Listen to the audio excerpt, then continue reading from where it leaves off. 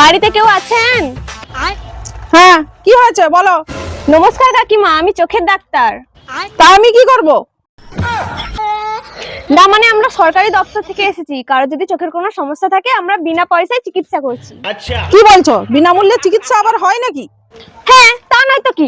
ধরুন আপনি কাছের জিনিস ঠিক মতন দেখতে পাচ্ছেন না। কিন্তু ম্যাডাম, আমি তো কাছের জিনিস ভালো করে দেখতে পাই। ও আচ্ছা আচ্ছা, ধরুন আপনি দূরের জিনিস ঠিক মতন দেখতে পাচ্ছেন না। আরে ম্যাডাম, আমি তো দূরের জিনিসও ভালো করে দেখতে পাই।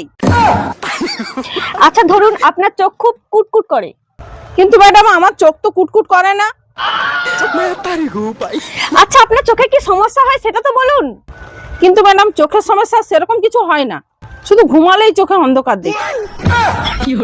ম্যাডাম, তুমি কি একটু তার কাটা নাকি? একটু না, উনি মনে হয় পুরোটাই তার কাটা। ये सब क्या देखना पड़ रहा है। ঠিক আছে, আপনার কি রোগ আমরা বুঝতে পেরে গেছি। ম্যাডাম, বুঝতেই যখন পেরেছো, আমার রোগটা ভালো করে দাও। হ্যাঁ হ্যাঁ দিচ্ছি, এই নিন। এটা কি হবে ম্যাডাম? আরে এর মধ্যে চশমা আছে, এটা পরলে আপনি ঘুমালেও চোখে দেখতে পাবেন। ও তাই নাকি? তাহলে চশমাটা আমি আজ থেকেই পরবো। আরে ম্যাডাম যাচ্ছেন কোথায়? 1000 টাকা বের করুন। আরে এটা তোমরা যে বললে ফ্রিতে, তাহলে 1000 টাকা কিসে? আরে ম্যাডাম এটা প্রসেসিং চার্জ, এটা দিতেই হবে। এনাও তোমার চশমা ধরো, আমার চশমা টশমা লাগবে না। প্রথমে বললো ফ্রিতে, এখন বলছে 1000 টাকা। বেরো এখান থেকে, বেরো।